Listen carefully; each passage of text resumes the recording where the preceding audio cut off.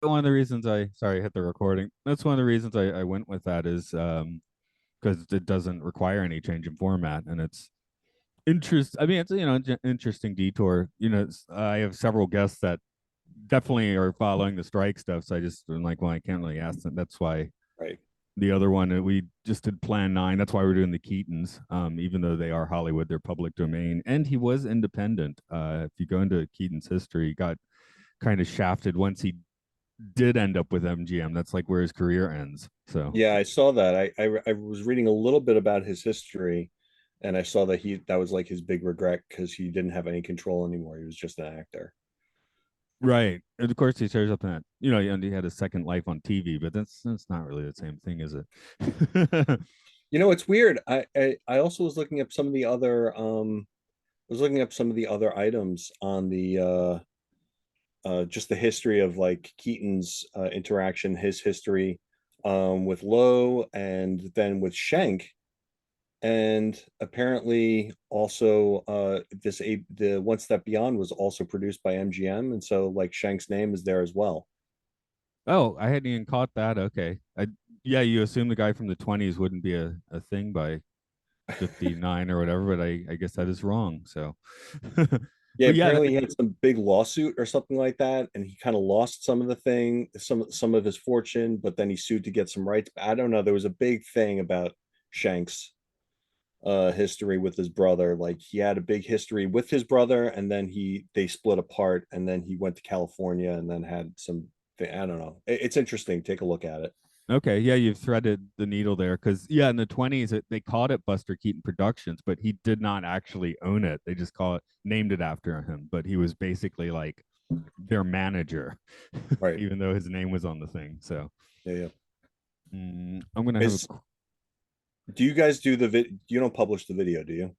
I tend to just kind of catalog them to YouTube, but people Okay. usually don't watch. But sometimes All right, let me change my background I was then. fine with Blade Runner and the dog. Huh. That what? Wait, that's not actually. What is that? Is that the second Blade Runner? I never saw that. It is the second Blade Runner. It's a very good catch.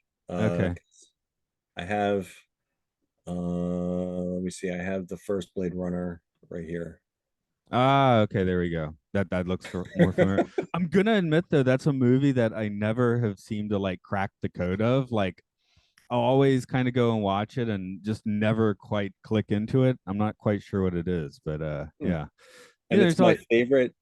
Aside from North by Northwest, it's probably my favorite movie. It's definitely my favorite sci-fi movie of all time. But it's one of those things where it's like I know I should be into this, but something is not. I'm not saying it's bad or anything. There's just something that doesn't click with me. yeah, Same with like Lord of the Rings, which I got the extended cut on Blu-ray right over there, but yeah, I just never clicked with them. So I know people who've never clicked with other movies as well. Like I was talking to somebody, he's like, yeah, 2001 looked nice, but I would never watch it ever again. And I was like, okay, yeah, just I've seen see. that a couple dozen times, and I know it's long and slow and boring. Again, I watched the motion picture pretty regularly, so which is Exactly.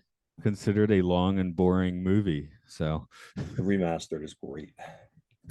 I do have to watch when we get back on track in films and filth and wait 3 years. I do have to watch the Lord of the Rings. Like all three of them are pretty high on the list, so I will be getting back to them. But as of now, I've seen the first one twice. Once I saw it in the theater, and then I watched the Blu-ray when I got it, and I got halfway through Two Towers, and then just kind of petered out on that. So yeah.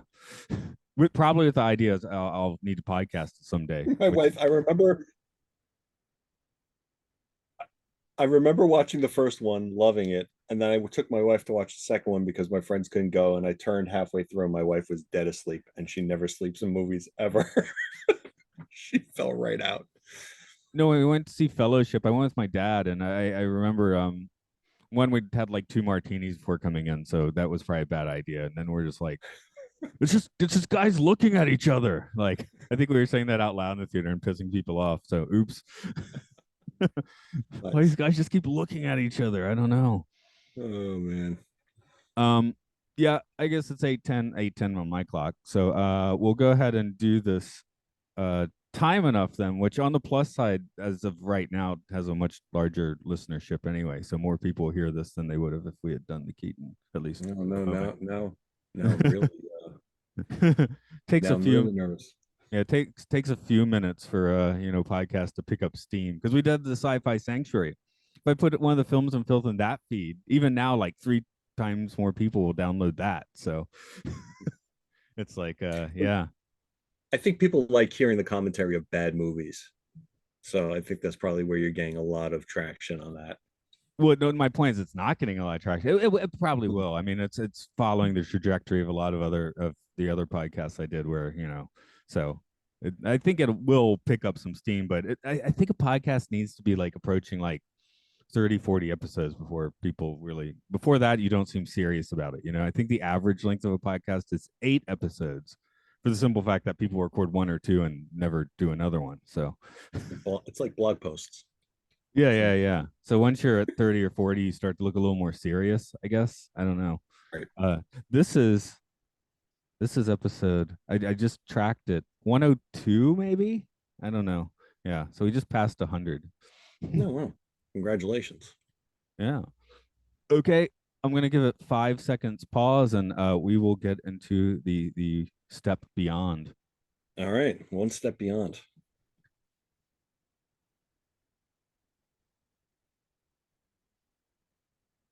Hello, welcome to Time Enough Podcast. It's where we delve into, well, right, we're delving into episodes of One Step Beyond at the moment. We are going beyond checking out a Twilight Zone analogy while strikes are continuing in Hollywood, with the idea that Rod Serling would probably be on the picket line. So, as always, this is Matt here. Joining me today is Spencer. Hello. Hey, how are you? And maybe of course, I know you gallivanting on back in Trekkie space on the Mission Log Discord. Is there anything else you want to be known for? Not really. I'm generally a tech geek, and I'm coding a lot and listening to a lot of work podcasts of you know stuff related to programming and software. But I've been pulled in on the B Team podcast for a couple episodes.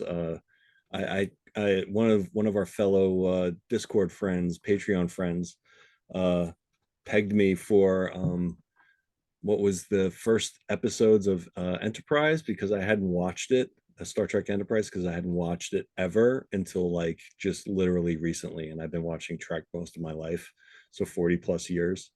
So they were I seemed to be a bit of a curiosity for them, so I jumped onto their podcast to talk about that because they wanted to see the newbie experience.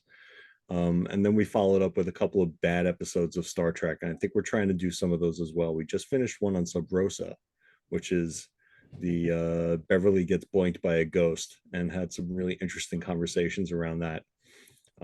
So yeah, B Team, it's pretty good stuff. I mean, I've seen that episode more than some legitimately good next gen episodes, just because it's fun to watch, and you get theme planet of Ireland or whatever. That's great stuff. Yeah. Scotland, Oh, yeah, Scotland, is it? Caldos, Okay. Yeah, yeah, yeah. yeah, It's yeah. like mixing up your whiskeys, isn't it? Yeah, uh, so how, it's how good. how did Enterprise treat you? My favorite Trek episode of all time is season 2 Singularity, just because it's so whack. But Which one was that? that's season 2. That's the one where the engineer gets obsessed with fixing the captain's chair, and Oh our God, yeah, that is hilarious. love Um, that episode. it. I think Enterprise aged really, really, really well. And I think it's probably a lot better than people remember it. I stayed away from it because I was so time traveled out with Voyager that by the time this one came around, I was like, I don't know if I want to watch more time traveling stuff. So I kind of let it go. And then by the time I was like, maybe I'll get into it. Of course, this is the age of DVR mostly, and I didn't have a DVR or DVR coming out, and I didn't have a DVR at the time, so I couldn't catch up on any of it. So I was like, well, it's serialized now, and there's history here. I'm not going to watch it, and so it just never happened. Finally came around to like now we're having all these new types of Star Trek. and I have to watch it. So I started watching it, and now I'm rewatching Lower Decks, and there are so many Enterprise references in Lower Decks. I'm really glad that I actually watched the series finally. It's great. No, I watched that show just because it was the mid 2000s. Tower Records, still in America at the time, just had cheap used sets of seasons. And at the time, it was like, oh my God, I can just buy a season of television and have it on physical media. That's amazing. Which honestly still impresses me a little bit. That's kind of how this podcast started. So of course, today's episode is not from physical media. This is a Right. signal received. Without doing too much inside baseball, plans were a little willy nilly today, and I just went to find what are the higher rated One Step Beyond episodes. So, congratulations. This was number 2 or 3 on the list, I think. So, Woo. yeah, 7.7 on the IMDb. That suggests that it shouldn't suck. I mean, you can tell me it sucked if you want, but As compare, I always wonder what the IMDb episode ratings are like, because is it compared to like their own, episodes within the same series, or is it just general television? it's I, episode by episode in this case. Like there's one for the show. oh no, Uh, no, I get that, but like the people who are rating it, it's like, are they comparing it to other episodes? Is that 7.7 as compared to other episodes in One Step Beyond, or is this like out of a rating of all TV shows ever that I ever watch in this genre, I'm gonna give this a 7.7. I assume it's supposed to be in everything, but one of the points of contention on the other podcast, Films and Filth, is the idea that someone will come in feel like it's actually a 7, but the rating's a 5, so they'll give it a 10, right? So they're Yeah. like kind of fudging it, which is I mean, I could look. I mean, this probably doesn't have that many people voting on it, to be perfectly honest. It's Maybe it does. 7.7 with Hey, 5 people. hey, maybe a few more people will bump in, now that we're doing a few podcasts on the series. So Right. um I've downloaded the IMDb data to actually play around with it. They do have ratings. I should take a look, and they might actually have how many people rated it. maybe you'll track down the conspiracy behind the IMDb rating system. Right. Let me bump a bit of trivia for this. The original air date for Signal received, if I didn't say the name already, was April 4th, 1961. John Newland both presents and directs, as is true with all of these episodes. The script is by Martin Benson, Merwin Gerard, and Lawrence B. Marcus. Gerard created the show and had his hand in many of the scripts. We've also seen Marcus's name on a few as well. Benson was probably better known as an actor, appearing in The Omen, The King and I, and Goldfinger. Goldfinger listed his character as Solo. I guess maybe he was traveling by himself. I don't know how he got that name, but it's been a little while since I watched Goldfinger, so I don't have a instant recognition there. I Mark just Eden. watched it the other day. Now I can't remember. No, I just watched Moonraker again because I'm an idiot. But Moonraker is by far my God, that, most watched Bond film. Adjusted oh for my gosh. inflation, I think it still counts as the biggest moneymaker. Really? Yeah, yeah. Roger Moore. One of the Craigs might have kicked it by now, but yeah, it did. Moonraker raked it in. So trying to ape Star Wars a bit worked. Um, getting to our Now I actors. looked it up. Solo was one of the mafia guys that Goldfinger buys all the materials from and promises them a bunch of gold and then gasses them. Ah, there we go. So he's doomed, and here he's doomed, there he's doomed everywhere. Okay. He actually might get crushed too. He might be the guy that gets crushed in the automotive junkyard. Yeah. Of course, we don't see him in this episode. He is writing at this point, but yeah. uh, as far as the people we do see on screen, Mark Eden played Johnny Watson. His big roles included an appearance in Doctor Zhivago and a stint on the British TV series London Belongs to Me. I cannot claim I know what that is. George Breed was played by Terry Palmer. His credits are slim, but I noticed that he appeared in the fantastically psychotronic film The Mindbenders from 1963. So brings back memories of going to the weird VHS rental store in 1999 or so. Richard Gale was Robin Hughes. IMDb lists credits as The River Flows East from 1962, Out of This World also from 1962, and The Winter's Tale from 1967. I don't know what any of those are, but I don't know. They sound like real titles, so we have that going for it. Um, I like it when the titles like make a weird like kind of narrative run. Those didn't do it, but I know sometimes the titles just seem to fit together and it's very exciting. So Right. listeners keep an ear out for that. Spencer, I am throwing the prologue on the screen. You can read this any way you want. I've probably said a few times now, I don't think anyone even knows what a John Newland impression is, so you can do whatever you want. I had to listen a couple of times just because I wanted to get the inflection. I'm confused. I was initially confused whether or not he was British. He seems to have a very Mid-Atlantic. erudite, yeah, very erudite kind of attitude toward his speech, very elevated, I guess. I'm not That's how sure. my grandmother talked. She was American, so I guess it happens. Okay, here we go. Three sailors on a 7-day leave. What could happen to them? Well, one has a girl, so anything can happen. Another has a doting mother. So aside from gaining a lot of weight, almost nothing can happen.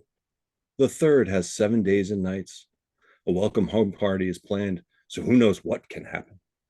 But besides the logical and normal expectations of sailors on leave, each of these men will have a moment utterly beyond the normal and utterly outside all logic, a moment where all the rules of existence will no longer apply. And P.S., I'm not going to say the title because that would be too far ahead, way past the bridge that we should go. I just TV he kept teasing me. TV Guide probably told you the title. Right. I think we had the TV Guide in 1961. Get the air date correct I there. I really was wondering whether or not he was going to say the actual title because that would have been a real ripoff from um, Twilight Zone. Well, this of course this is 1961, so Twilight Zone had been on the air for a few years, but this show does actually predate Twilight Zone by about 9 months for its premiere episode. So uh, Really? Okay. this one premiered in January or February, whereas the Twilight Zone didn't show up until September. So, I mean, I don't think either is really necessarily copying the other. I think it's just like conventions of late 1950s television where this is just doing it. And Serling, of course, made his bit iconic. So now you see anyone else doing that sort of thing. It's like, well, that's he's doing a Serling, but it's not quite the case here. So It's true. You caught me. I didn't do enough research to see when these episodes came out, but I just kind of figured that they were contemporaries. But I guess 9 months is contemporary enough. But yeah, interesting. yeah, they're definitely at this point running in tandem. So and of course the thing where John Newland is the director, he doesn't write any of the episodes, but he directs all of them. Right. There are no other directors on this show. I've mentioned Merwin Gerard, and the first time I was like, oh, here's his name. Oh, he did a lot of One Step Beyond. He's actually the Serling of the show. He just doesn't appear on screen. So the power structure or the just how the things build is a little bit differently. Um, I will say this prologue is not bad. A few weeks ago we did the Death Watts where we liked the episode, but the prologue was just like awful. So we were like ripping on the prologue just on and on. And we're like, oh, geez, we actually do like this episode, but yeah, it just he was I, not. I will. It didn't come through on that episode. Where this one works okay. Yeah, I was kind of lost with when I was listening to this. I was like, wait, one has a girl, so anything can happen, and then the third has 7 days and nights of welcome home parties, so who knows what could happen? Well, isn't that anything? That's kind of the same thing. Like I know they were struggling to try to make it threes and be different from each other, but it's like I don't know. I mean, the first one seems pretty natural that some things will happen and it's just with his girlfriend, while the other guy is like night on the town and he's going to show up pretty exhausted at the end of his 7 days. Okay, so you can still find holes in the prologue. That's cool. Anything Woo! can All right, I did it. happen. Who knows what could happen? I don't know. I guess there's a tonal shift in there. Anything can happen. who knows what can happen. It's a little more Right. exasperated. Maybe he is party shaming this guy. I don't know. Too many Right. parties. It's like One that. is delightful, the other is just mysterious. Yeah, yeah. He's gonna end up in a 7 day drunken haze, I guess, is the main takeaway there. Right. um well, what's your first impressions jumping from the zone into a step or two beyond? Well, one step actually, but Um, it feels very much like, I mean, you almost, I haven't seen any of the other episodes yet, but it feels very much like you already know what's going to happen at the end. Like they're not trying to give you the twist, right? Or they're not trying to hide the twist. There is no twist. Like you kind of know almost immediately that something bad is going to happen because it's just, these are supposed to be dramatizations of actual events or something like that. But then you're just kind of following along to see what is the spooky thing that kind of makes it, the twist at the end. um I mean, it's generally well acted. uh i I didn't find it particularly engaging in some ways. I felt like there was too many stories going around back and forth, particularly in this one. There were like three threads taking place, and then they finally come together for, what is it, like 2 minutes at the end or something like that, or 3 minutes, which is kind of a shame. um I mean, I want to see other episodes just to try to compare it. See what Gerard, right? You said was the writer. yeah, that's right. Yeah, so I Usually want with to. a few other writers. Most of these are credited with two or three people, unlike Twilight Zones, which usually have one credited writer. Right. So I want to see like what these guys put together, just in terms of dialogue. I mean, the dialogue in general, I thought was pretty well done. The direction didn't seem bad at all. So kudos to Newland, I guess. I guess one flaw here is we have, and this is probably a flaw for a lot of television in the period, is we have three leads that are kind of indistinguishable from each other. It's like we Well, got one has a girlfriend, so we have the girlfriend lead. One has the mommy lead, and the other guy's just drunk all the time. I mean, yeah. so there's your distinguishing factors. Well, Um, yeah, but as far as appearance on screen, there's nothing much going, right? right. um, They're all in the naval outfit. Um, one is not blonde or whatever. They're all pretty much the same height too. I think from what they look like, it's hard to tell the difference for sure. Yeah, and I mean that's true for a lot of things, but here I guess that's also the military, right? Everyone's supposed to look relatively the same in that case. So, um, being But I was that, thinking the other thing I was thinking of, three sailors on leave. I immediately thought On the Town. And you definitely could tell all three of them apart from one another. Frank Sinatra and Gene Kelly, and I can't remember the third guy now for whatever reason. Um, Definitely a much better sailors on leave adventure than that. Than this one. although if they were not super famous, I mean, you could end up having the same issue. I don't know. I mean, we can tell Frank Sinatra and Gene Kelly apart because they're super famous, but if they weren't, it might be a little harder to do that. Hmm. So that's none of these actors are particularly that well known. So well, let's follow. I'm also coming from the flaw that usually I watch these a few times, and because of weird inside baseball, I did actually watch this once. Oh no. Um, but Watch the twice. all right, you're ahead of me. Very very good on that. So so I'm just You looking got at the better notes than me. yeah, I'm just looking at what my quotes I've written. What do we have in my notes? Why would they leave me out of all that death? I that sounds fine to me. Um, you've got to This tell me if you're already dead. That's a good quote. So Who said that? Was that Johnny in the beginning? I believe that's correct. Well, it's the second day because I wrote it's already a day later when somebody says that. So Yeah, I didn't understand that one either. He said Newland said 7 days, and then it's like, well, we only have 4 days. Like his girlfriend there is saying, we only have 4 days to plan a wedding, and we can't just get married right away. I have to get engaged first. It's like, okay. Where did the 3 days go? I guess they were hanging out in the parents' house all that time, Yeah, that eating the shortbread. or they were partying too hard and 3 days just vanished like that, right? And that happens. You've been on at sea for however long. It's a war. That happens. Yeah, sure. Um, True.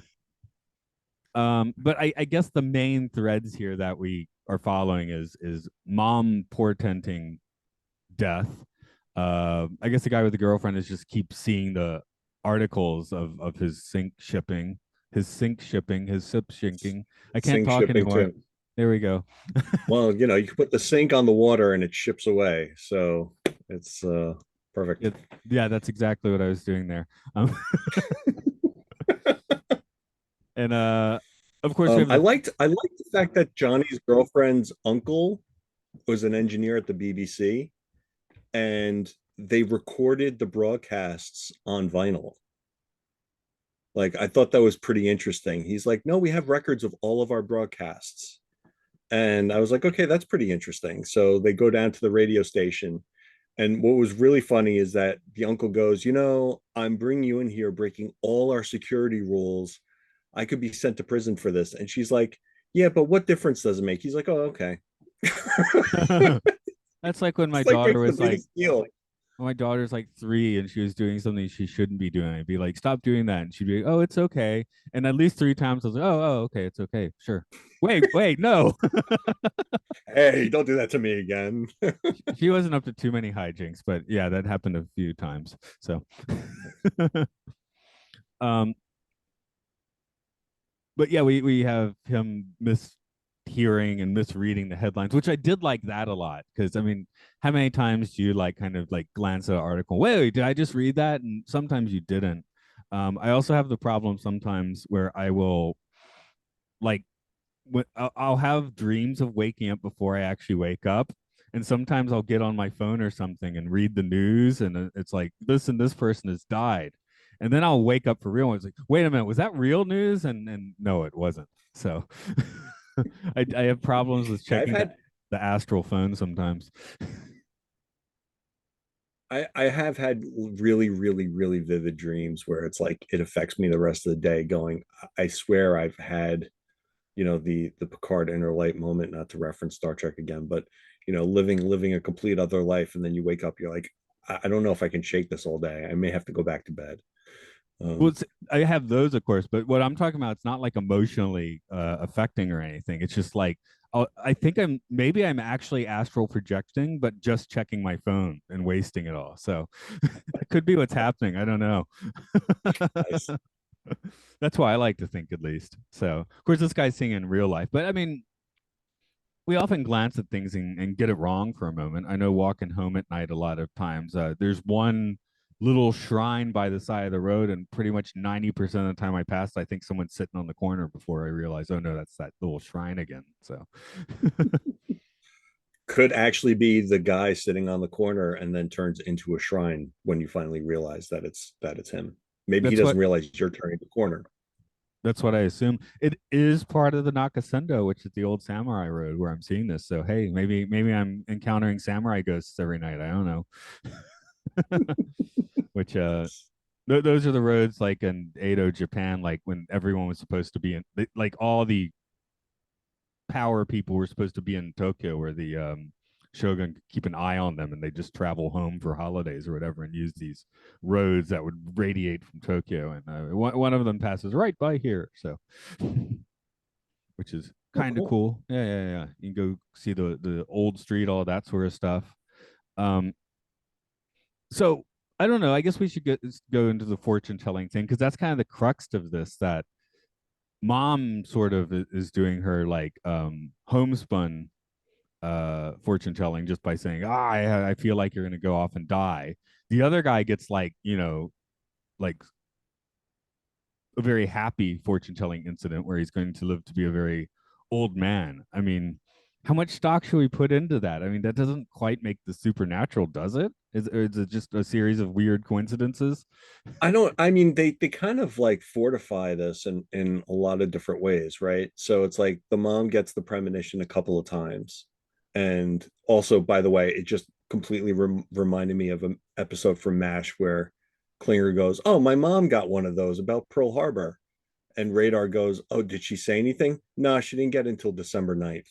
So it's like a joke, like it happened 2 days after. So it's like it's not really a premonition. But for some reason I immediately thought of that. Uh it's kind of weird because she's almost thinking that she's so convinced that it's going to happen that she thinks that he knows it's going to happen and he's lying to her. So he's like, "No, I'm going to Scapa Flow, which is the British naval base." So it's the prime. I actually had to look it up a couple of times. I couldn't understand what he was saying. I thought he said scalpel something, and so I was like, "Scapper." So I looked it up, and it's actually the British naval base they used in World War One and World War Two, and that's where he was assigned. And I guess maybe she thought he didn't want to upset her by saying that he's actually going to get deployed onto a ship, and so she's constantly pressing him.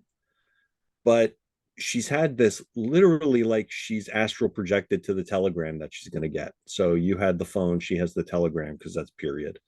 And then we get to Robbie with the Ouija board, right? I mean, for lack of a better term, did they not have Ouija boards in Britain in the 40s? Yeah, I don't know. I wrote a note because it was kind of weird. It wasn't a board. It was like they had put little note cards around the table and went to. So it's the same concept as a Ouija board, where everyone's holding on it goes to a certain place, but it seemed a lot more, do it yourself, Yeah. for sure.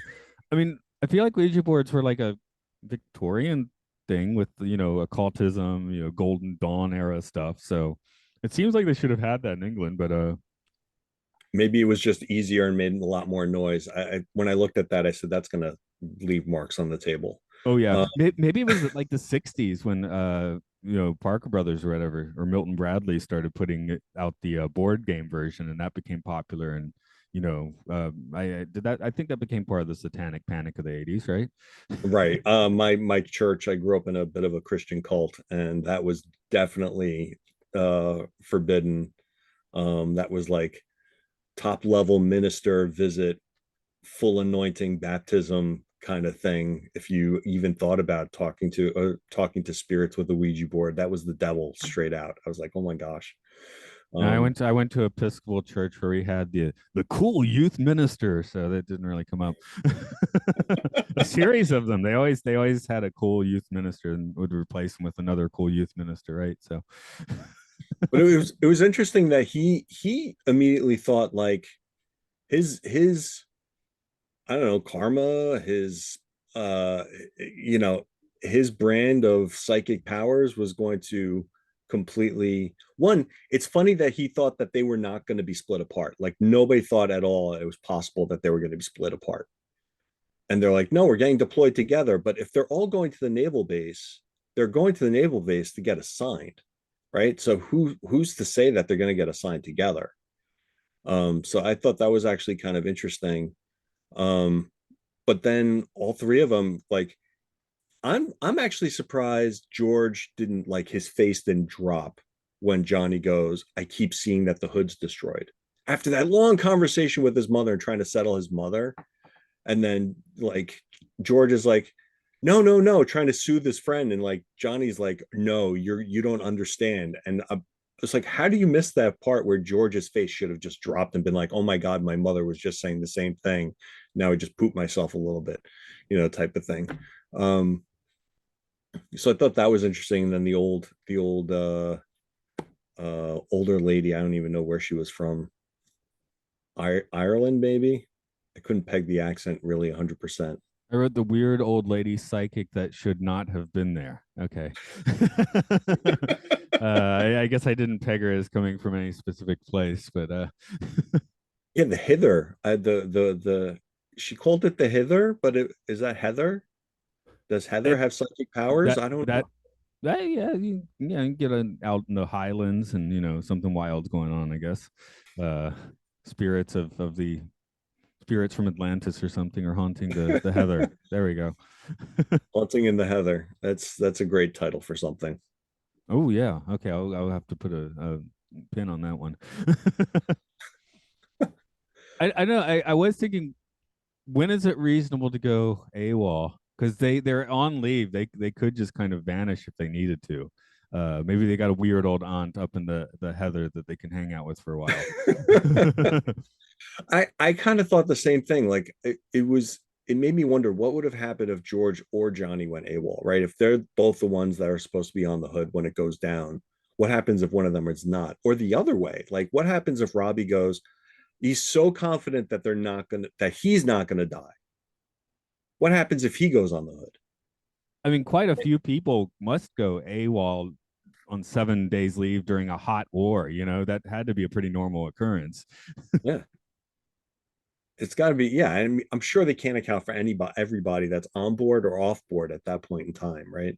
It's just like get on the gangplank and just hang out. Like they all look the same. You think anybody's going to be doing bed checks all the time? It's kind of going to be kind of interesting. I really, it would made me wonder, like, kind of all the time travel stuff that we've watched through sci-fi all the years. Like, do you change the course of history, or does it just happen that Robbie still dies because he's outvoted 2-3, 2-1?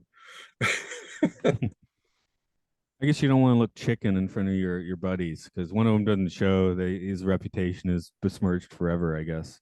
But then he Right. doesn't die, so I don't know what's there. I mean, what's the point of a heroic death if you're dead sometimes, right? Or not even a heroic death. I mean, this is the hood getting synced is basically a stupid death when you get right down to it. It's not like they're saving anybody; they're just getting sunk. Yeah. I mean, he also, but Robbie should have been like, "Hey, look, guys, I'm not gonna die. I'm gonna save the hood. You think the hood's gonna get sunk? I'm gonna go and save it by being on there. That's how awesome my karma and psychic energies is." I don't know, what did he say? He said, "I reached out beyond." Yeah, getting the titular title out there. I don't know, but Yeah, we end up with. I mean, it's Shakespeare, right? We all the actions off screen at the end, right? So, that's right. Anchors away. I mean, nobody can expect giant set pieces on television in 1959, right? So that was at the time the movie studios still had that card in their back pocket, like, hey, if you want to see some proper spectacle, you need to come out here to a theater, right? Otherwise, you're just going to get a signal received where it stops before the cool stuff starts happening, Right. or the spectacular stuff, I should say. Uh, So, was the actor the actual? So, who was sitting next to John Newland at the end? I was uh, confused by that. I watched it twice. I still couldn't figure it out. I assumed that was supposed to be the guy that made it out or something, because someone had to tell the story if it's based on a real life event, right? Right. If all three had died, no one would know the story. That's true. So but that wasn't actually, but he said he was an actor. This is the actor Robin, but then it's not. The way he explained it, I was like a little bit. It was a little weird. My final note is: are we breaking a fourth wall here? So, because it seems like have the guy or don't have the guy. Don't have a guy representing the guy. That doesn't make sense. So, Yeah, it was really kind of weird, but I guess in the standard docudrama type of setup, you have to have somebody who's there, like you said, to tell this is. And next to me is the son of the uncle who was the roommate of the guy who made it off the hood. That tells the story. but again, we did the other episode. We did the Death Watts and we did the Navigator, and those stories are way too far back in time to have anyone appear. So they don't. He doesn't. He just does it himself. He does it fully Serling without someone else hanging out. So So pulled from the headlines type of thing. yeah, yeah, and well, we did the Avengers, but that guy had every bone in his body broken by ghosts, so obviously he wouldn't have been there either. And you don't want a Nazi on your on set with you as That's true. as set dressing. Yeah, no. This is the broken bones of the Nazi that got crushed. Yeah. Um, I guess I'll start asking questions unless you had another big observation you wanted to throw out. Um, I thought this was. I thought the old lady was kind of like shades of the Purple Testament. Oh, Um, you're just seeing death. Yeah, we don't have the cool lighting effect in that case, but no, but you could see like her face dropped way better than George's did on the train. Like she was a way better actor about it. Like she's like, oh my gosh, you're gonna have such a to Robbie, you're gonna have such a long life. You're gonna be 95 years old. your grandchildren are going to be all around you. And then she's like, oh, do my friend George here. And so she looks at it, and she was like pulling her collar, like, how do I get away from this guy telling him that he's going to be dead in 2 days? um but the she could you could almost tell right away, like, her response and her reaction to him dying was, I thought, probably one of the better reactions out of the whole entire show. And casting did good that day. Yeah. Mhm. uh, let's do some questions. The first is, who in this episode took that step beyond? So, I mean, Robbie took literal multiple steps beyond. He was able to continue to take steps decades beyond. Um, in the actual real life, but I don't think that's what we mean here. Um, I honestly, I think the only person that might have really gone beyond is probably um Johnny, because he's the one who heard and saw everything, right? So he's the one who's actually getting the premonitions. George's mother, and then the old lady. Right. So he's having hallucinations, thereby making him have the most supernatural experience. Yeah. And so is George's mom, right? Well, I And was gonna say she's George's mom is having the same thing, so I guess you could actually put her in the in the camp of being in that supernatural element. yeah. And I then the older lady with the hither, or the heather. the hither. I didn't make a note about that, so I missed that one. I'm just going by your memory on this one. But that is kind of the thing, that we're going by memories and weird coincidences. It's, you could almost just take a plain Jane situation where you survived and your friends didn't, and kind of gussy it up and even convince yourself it's true in your head, and now you have the story, right? Oh, Yeah. that weird thing happened. Oh yeah, we did that Uji session right before getting split up, blah blah. So it is a bit of a confirmation bias situation too, where he just looks back and sees these little things. Wow, they were like portents, really.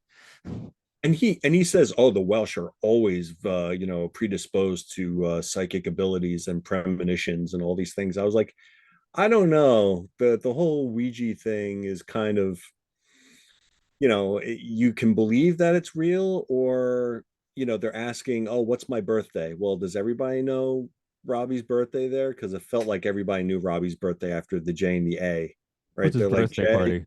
Yeah, J A. Oh, it's Jan. Okay, well, there's no other J A after that. And you can kind of force it things a little bit, but yeah, and that whole weird story of him dropping the diary at the end in the bookstore. Do you remember that? uh I mean, I remember seeing it, sure, but if you want to riff Yeah, on that, take it. it was just weird. Like, he was like, oh yeah, no, my father died and I had to chill, and the thing opened up, and it's like, wow, that's, I don't know. It felt like it was gilding the lily, so to speak, of the whole entire story. Now he's adding this little thing about his father passing away, and right at the time that he dropped the book, and it opened up, to some French phrase that I can't remember at the time. Um, I mean, I think we kind all encounter like weird synchronicities in life, like what is it? I need to get, I'm teaching a class, I need to get a tissue, and I walk outside and someone just happens to be walking by with a tissue box. Why, thank you. I mean, these things happen. I sensed, Matt, that you needed a box of tissues, so here you go. Yeah, yeah. Just everything kind of worked out, right? Exactly. I don't I'm know. So, do you think anybody else? Do you think it's interesting. Everybody else is kind of like, yeah, whatever. Do you think George even believed any of it until, like, he was kind of quick marching himself off to the ship? That's what I'm saying. Like, this one, like, this is basically like how things happen in a war, right? And we're just adding a little bit of a, supernatural lipstick to it, which of course makes it a much better story. But it could be Gene Kelly and Frank Sinatra, right? And instead of supernatural stuff, you do a few show tunes. Yeah, a few Jazz jazz hands are missing from this episode, but yeah, tap this dancing your way up the gangplank. right, to your death, right. So so that's where I'm like having a little trouble with the second of my regular questions, like do they deserve this? Because I'm like, well, I mean, does anyone deserve to go off and get sunk in a ship at war? It doesn't really matter if you get a portent or not, right? Yeah, I honestly, I feel like no, I don't feel like any of them really deserve. Nobody really deserves what they get in war unless they've been asking for it, right? I think Robbie's ego, he deserves to be an officer given how confident he is in everything that he's doing and what he's getting in life. But um, you know, George and Johnny just wanted to get married, you know. Yeah, I mean, none of Uh, these are even with the ego. Like nobody here is particularly, reprehensible. Uh, right.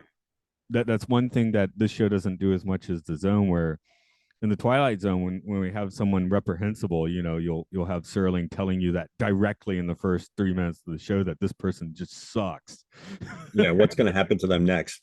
And that's kind of what I was starting with at the top of the show. And you asked me what I thought of the kind of like the format or just the show in and of itself. I was like, something's going to happen to these poor guys. It's World War II. And then right away, they're like, oh, the hood exploded. And I'm like, okay, if this didn't actually already happen, he's dying. So it's like, okay, now we're just trying to creep out everybody about how they find out that they're going to die. Right. And it's kind of like we know the twist, and it's now just follow along as we unfold events type of thing. So I don't think anybody and they actually play it up all really, really well. The guy Johnny wants to get married. George is a doting on his mother. Even though that was a little weird relationship too at some point. And then Robbie's just Robbie. Um, you almost feel really, really even worse for them more than you actually feel like any of them could have or didn't deserve it one way or the other. I'm sitting here, sorry, I just pulled up my iPad, and what was the was it 1999? There was a attack on a U.S. ship, like an explosion. Uh, Yeah. see, I'm sitting here maybe just because I watched this episode. Oh, the coal. Okay, I was Yeah, like, yeah. The was that coal. the Hood? Because when I searched USS Hood, I actually got a bunch of Star Trek ships. So, Oh, this is the HMS Hood. This is the British one, His okay. Majesty's. Oh, good point. Yes, yes, yes. Good point. No, I was thinking because I specifically remember seeing that news being in like my university activity center or whatever it is. And just was that the Because that would have been weird if that was a Hood, but that was a coal, so a little bit Yeah, I remember that too. different. Yeah. Yeah. Um, let's put this one on the tripometer. Of course, 0 is not trippy at all. 5 is extremely trippy. Where would you like to place this episode? I gotta tell you, like, things happen. I'm not a huge believer in like the psychic phenomena type of thing, but you know, when a lot of coincidences happen all at once, it's pretty trippy. I would probably give this one about a 4, Okay, maybe interesting. 4.1. See, I saw it kind of as like just kind of a war story, like I said, with a little bit of psychic lipstick on it, and because of the hallucinations and stuff, I was like, I'll go for a 2.5.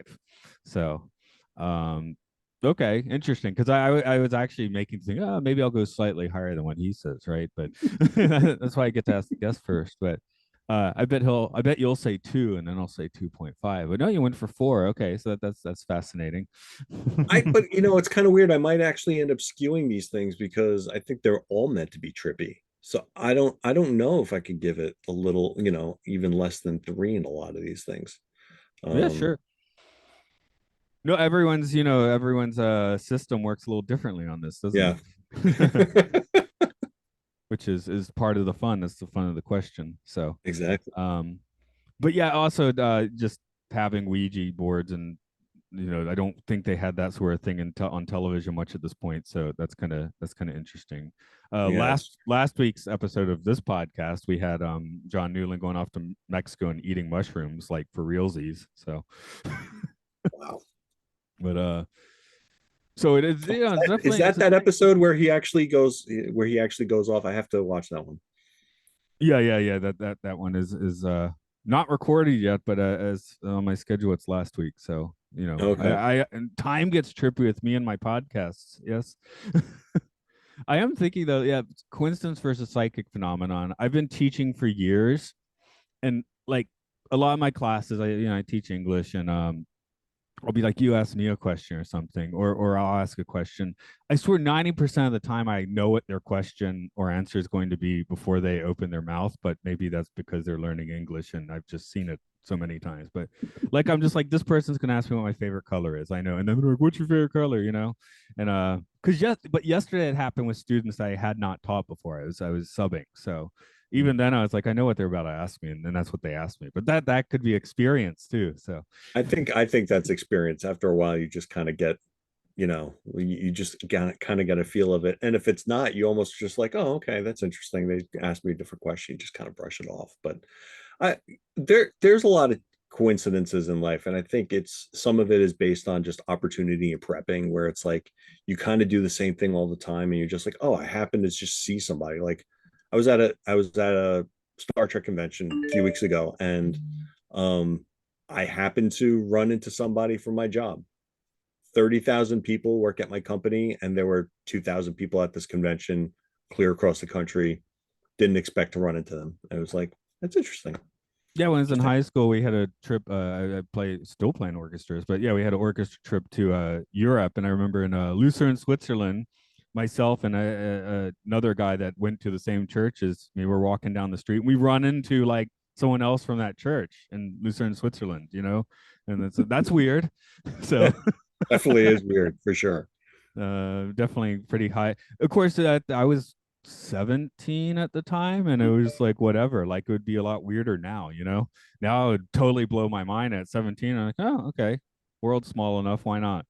Yeah, Your world's still small when you're 17, I guess. You haven't gotten out it's that much true. yet. Um, well, I guess we'll put out to sea and see what happens here. Um, did you have any other final points you want to throw out on this particular episode? Um, Not really. I'm a little curious whether or not the Welsh thing is true. Like, really, if the Welsh people are generally find themselves as psychic, it's something I'm gonna have to look up later. You think of Daphne as the prime candidate from Frasier of like somebody who's the nowadays the modern stereotypical example of a psychic Brit on TV, but Yeah. she's not from Wales. So who Yeah, I knows? guess my main markers for Welsh are the band, the super furry animals, and the fact that they filmed a fair amount of The Prisoner there. That's what I know about Wales. So, That's um, all I got. would you, I guess tell the listeners a bit more about your other podcast appearance one more time if they want to track that down. Yeah, it's called the B Team. And it's funny. It's one of the folks that we know from our mission log Patreon Discord, and he actually hung out with a bunch of folks in like on a some other group, and they decided to get together and just kind of talk about mostly around movies and stuff. So they do Farscape and other movies that are out, and they talk about TV and things like that. So they've been wanting to do a lot of reviews of Star Trek. So we've been slowly doing some of those. They did a whole season review, but like I said, I got pulled in on the Enterprise stuff. So um, definitely a fun and interesting episode of that one. And then we did Melora, which was a DS9 episode of the woman who lives on a planet with really really low gravity, and so she finds it really difficult to live on the space station with what we feel is regular gravity. And our friend is disabled, and he actually took a lot of issue with that episode. So we were talking about that. And then Sub Rosa, we talked about how it's not just crazy ghost sex, but it's actually like what it means to be violated by somebody, which is what that episode really is about. And so some good discussions there. I really thoughtful stuff, deep, All fun right. laughs too about stuff as well. But Well, if you're watching stuff that's quote unquote bad, you have to have a giggle about it, or it's just drowning in muck. Yeah. Exactly. As for it's time enough podcast, it's that on X and Facebook. I can't say that letter regularly. It's just it's not going to happen. And yeah, Right. Twixer is what Brian called it, I think. okay, that I should do that, but I don't know. I just like throwing out my voice and saying X. You know, it's like twisted way to say it. You can support us on Patreon at Podcastio Podcastius, where we do some other podcasts like Films and Filth, where we talk about what are supposed to be really good movies and really bad movies, and try to have a few good laughs about both. Uh, there is a Cult Disney where we talk about the weird side of Disney. Uh, by the time this airs, I think podcast 1999 should be on the air, where we are getting into episodes of Space 1999 with an occasional guest here and there. And you can hear some video game stuff like Luke Loves Pokemon. It's about Pokemon. Hyrule Field Report. It's about Zelda, the game show. It's about gamers gaming each other. So, okay. I just turned off on my little like self-set announcement machine. Nice. I have Okay. to check out the Hyrule podcast. Yeah. I guess we're train guys, so we're not boat guys, so we hopefully shouldn't have too much to worry about. I gotta take a bus underwater. Does that count? It depends how you feel about tunnels. You do get a tunnel with that bus. It's not just bus underwater, right? Yeah. Oh yeah. Yeah. That's a good point. I will cut it there. Yeah, I got a message like 10 minutes ago where Luke finally got his internet running. Oh But man.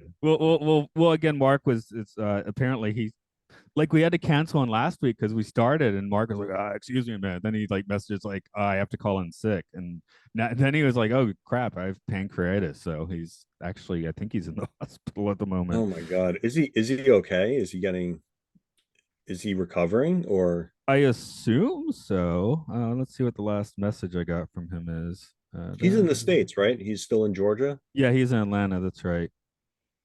The last message I have is I'm in the hospital with pancreatitis. I'm not sure how it's going to play out, but probably having my gallbladder removed. So can't be sure I'll make it to any podcast this week. So um, I guess so tomorrow we are going to do the first Pokemon movie, which I might just do with Luke. I mean, we used to do the pod.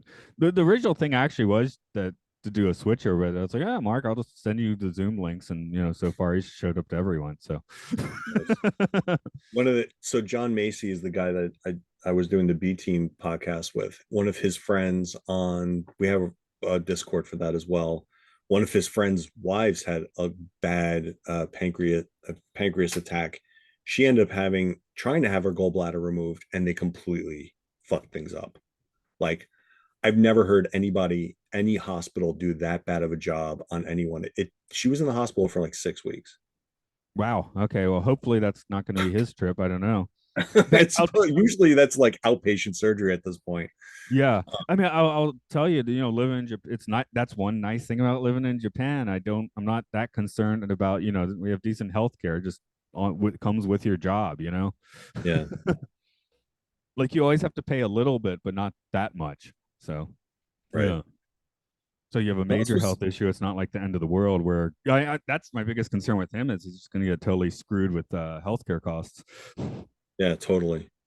Where my job actually covers me pretty well, so I can't complain too much. I think my yearly payout on premiums is like $3,000, which is almost nothing in the grand scheme of things. But um, yeah, some of it's pretty bad in other places, and then you have high deductibles as well. But that's a political podcast, and we don't need that right Yeah. now. This is the extra bling anyway. So, but no, Yes. I what that's one of the main reasons I don't live in America because I was like, oh, I'm on these contract jobs in the States, no health care, the hours are weird, blah blah blah. So that's one of the reasons that the podcasts are kind of like strike supporting. I'm like, man, these are all the same reasons I got out of the States. So and also Nice. it just gives an excuse to do something interesting. Yeah. And basically, I made the decision, and within a day, had committed 4 guests to it. So it's not like I could change my mind anyway. It's kind of like I think it was like I was just reading it's a book where it has a rock star story, like one for every year from 1955 to 1994, with or maybe it's 54. I think they count Little Richard as 54 in the first year, and then Kurt Cobain being the last year of the rock star is the thesis of this book. But just talking about Bowie, like giving up in Ziggy Stardust, like 2 days later after the adrenaline is gone, he's like, maybe I shouldn't have done that. When he announced that would be the last show ever for Ziggy Stardust, right? But he did stick to it. He said it on a stage, right? So he did without telling his band. Oh, man. Well, I appreciate Time Enough podcast. It's giving me motivation to actually watch The Twilight Zone because I must have only seen about 30 episodes ever of all of Twilight Zone. So I mean, now that's I'm seeing all of basically them. where I'm coming from. Like, Yeah. again, I'm not like an expert on the show. Space 1999. I watched the first season like 10 years ago, right? So it's not like we're experts on that. Like we have the guests coming in who are like the experts. So Well, um if you ever want somebody who's incredibly enthusiastic, and if I can get his time, my brother George is probably one of the people that could that almost has encyclopedic knowledge of the Twilight Zone, and he's on that level where it's like, oh, I remember them from this episode and that episode, and they did this thing, and then because he's also a huge Odd Couple fan, so it's like he loves Jack Klugman, and he's kind of, I don't think he has as like broad TV knowledge around the 50s and 60s, but he grew up, his birthday was 69, so he kind of grew up of that era, and he's the reason that I got into Star Trek to begin with. But he'd be interesting to talk about particular episodes of Twilight Zone with, because he's just has seen them all probably a dozen times. yeah, send me some info and I'll see about that. Because I basically, maybe I'm lazy, but I've basically just been sticking to the Discord to get guests. That makes sense. I agree. Fine. I was just, I'm not saying you should. I'm not going to push that, but it was funny. Like out of all the people, he's actually the expert. Because I Yeah. talk to him every now and again. I was like, oh, this I've never seen that episode before, and he'll give off like 12 facts. I was like, or do you have the book in front of you? He's like, no, no, no. Because yeah, I like the early Time Enough episodes, the guests are like way more all over the place. So because when I started, I was like, oh, maybe I'll try getting mystics and stuff on here, which one that's become increasingly more problematic for the past few years. Because I mean, I like to think about trippy stuff. I don't. I think we landed on the moon, but I'm very happy to let someone tell me about Kubrick faking it. That's fun, right? So, but yeah, it's at this point, I'm like, it's Twilight Zone. The people in the Discord sphere, it usually works out best that way. It seems. So You had a humanist on once, like he actually labeled himself as an honest to God humanist. I can't remember his name, but I I thought think he was that's Ken Ami from The Lonely. I think was the one he was on. The one on maybe, and he the was asteroid. really interesting. Yeah, we had him on a few of the sci-fi sanctuaries as well. And it seems like he like basically got to the point where he had to get a real job and stop doing podcasting and stuff. So Nice. but if you want to hear a bit more of him, he actually is on a few of the sci-fi sanctuary episodes. We did Clockwork Orange with him. Oh, Robin wow. Williams movie, is it the final cut? It's the final cut. Yeah, I think the Robin Williams movie, we did that. And oh, Creation of the Humanoids, maybe it was the title of the other one we did. So yeah, yeah, yeah, yeah. I'll look it He's up. interesting. But yeah, I did have people a little more all over the board. Where now I keep all my weird stuff to the occult Disney podcast. So Probably a good place for it. that's my quote. I mean, we like the movies. We're not like Disney's evil, Mark of the Beast, that sort of stuff. Where it's like, hey, what recurring themes are showing up in these, and stuff. Yeah. So, of course, we just did the Little Mermaid. So now it is getting that's like modern Disney. That seems to be still part of the modern conversation, right? Whereas everything before that was like kind of at a distance, pre Eisner, classic Disney, right? So Yeah. now it's a little more. I feel like the Little Mermaid still, even though it's now what like 35 years old or whatever, it's a relevant film to the modern. Yeah, it's like one of the last fully animated movies, right? It was the last one they did with cell animation, yeah, because the one after that is when they started using the is it the CAPS system, which would have been Yeah. well, no, actually the next one we're doing is DuckTales, which still did use some cell animation, but was not like a mainline Disney animated studio release. So Right. It was a TV show. it was TV show, and then there was a movie based on the TV show. But it, Really? yeah, yeah, I can look up the title for you because it's probably in my Zoom because I if I scheduled it already. Oh my god. It's how do Because I I love DuckTales. That was like one of my favorite TV shows growing up. My kids like the more modern version, which is pretty fun in different ways.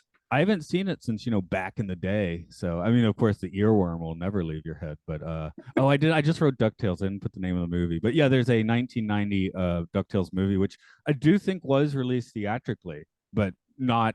I guess not on the with the weight of like a mainline animated Disney film. So I'll have to although find it so I can watch it with my kids. after that is the Rescuers Down Under. So it takes three movies to get to Beauty and the Beast, which I've never seen. I've never seen Beauty and the Beast. So, Huh. um, like my daughter did watch it a few times when she was a kid, but never when I was around. I think I saw the Christmas movie Beauty and the Beast once, but not the actual movie. I didn't even know they had a Christmas one. It I've was seen like the live straight to action one. yeah, it was like straight to video. Yeah, I did watch a live action Little Mermaid just out of curiosity, which it was I like don't know if I can. why because I was doing a podcast on it, right? I was like, why did I just spend 2 hours 15 minutes watching this when you can like get that everything in the animated one in 80 minutes, So Right. but Yeah. that's journalism. I was doing my due diligence, I guess. Very good. I'm Excellent gonna work. stop this.